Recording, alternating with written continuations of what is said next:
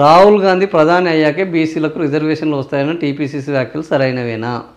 So నిన్న ఏం జరిగిందంటే ఈశ్వరాచారి చనిపోయి ఒకవైపు నడుస్తుంటే మొన్న ఈశ్వరాచారి చావు మీద ఆయన మృతి మీద రకరకాల వాదనలు రకరకాల వార్తలు రావడం జరిగింది.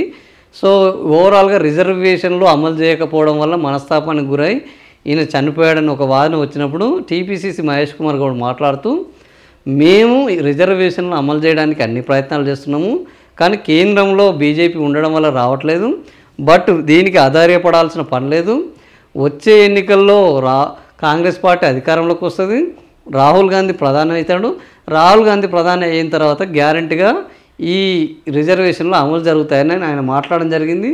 సో ఆయన మాటలు నిజమైననా అని నమ్మితే అని ఒక మనం పోల్ పెడితే ఎస్ ఆయన మాటలను మేము విశ్వసిస్తున్నాం, రాహుల్ గాంధీ ప్రధాని అయితే తప్ప రిజర్వేషన్లు రావు అని 52% మంది అంటున్నారు. కాదు అని 32% మంది, మోసం అని 14% మంది అంటారు. అంటే ఓవరాల్గా బీజేపీ ఉన్నంతకాలం బీసీలకు రిజర్వేషన్లు దక్కవు. కాంగ్రెస్ పార్టీలోనే బీసీలకు రిజర్వేషన్లు దక్కుతాయి. కాంగ్రెస్ పార్టీ అధికారంలోకి వస్తేనే కేంద్రంలో బీసీలకు రిజర్వేషన్లు వస్తాయని ఎక్కువ మంది జనాలు అభిప్రాయపడుతున్నారు. మరి వీళ్ళ నమ్మకం నిజమవుతుందా? నిజంగానే వచ్చే ఎన్నికల్లో రిజర్వేషన్లు పక్కన పెడితే రాహుల్ గాంధీ కాంగ్రెస్ అధికారంలోకి వస్తారా లేదనేది చూడాల్సిన అవసరం అయితే ఉన్నది. మరి వచ్చేసారి 4వ దఫా అవుతుంది మోడీ బీజేపీ యొక్క కూటమి రావడము. మరి ఆ 4వసారి అయినా రాహుల్ గాంధీ పుంజుకుంటారా? కాంగ్రెస్ ప్రభుత్వం పుంజుకుంటుందా? కాంగ్రెస్ పార్టీ పుంజుకుంటుందా?